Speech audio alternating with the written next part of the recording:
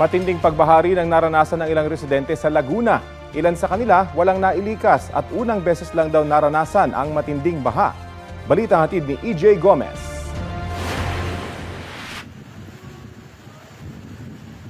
Ito ang eksena kahapon sa Carmen Homes Subdivision sa Barangay San Antonio, San Pedro, Laguna.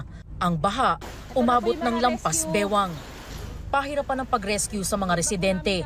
Gumamit ng emergency boat sa mga rescuer para mailikas sa mga pamilya mula sa mga nalubog nilang bahay. Matindi ang pagbahang naranasan dito dahil sa pagguho ng pader.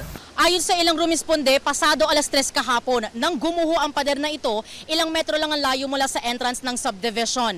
Dahil daw yan sa naimbak na tubig sa bahaging iyon, dulot ng malakas at walang tigil na pag-uulan kahapon. Mag-aalas 10 kagabi, nang ilagay ng otoridad itong mga sandbag na ito bilang temporary wall para maibsan yung malakas na pag-agos ng tubig. Pero di rin daw yan kinaya, kaya bumaha na lang din sa mga kabahayan dito sa subdivision. Natumba siya, gawa na yung tubig, yung volume ng tubig na galing dito sa taas, wala nang malabasan. Tumas na tumas yung tubig doon sa pader, hindi na kinain ng pader, kaya bumuwal na.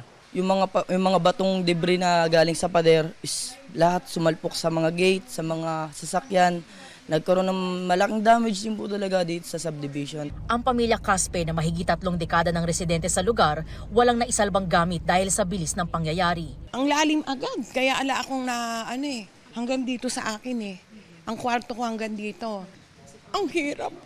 Ngayon ko lang naranasan ito.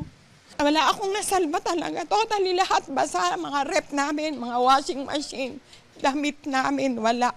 Pera namin mga basa.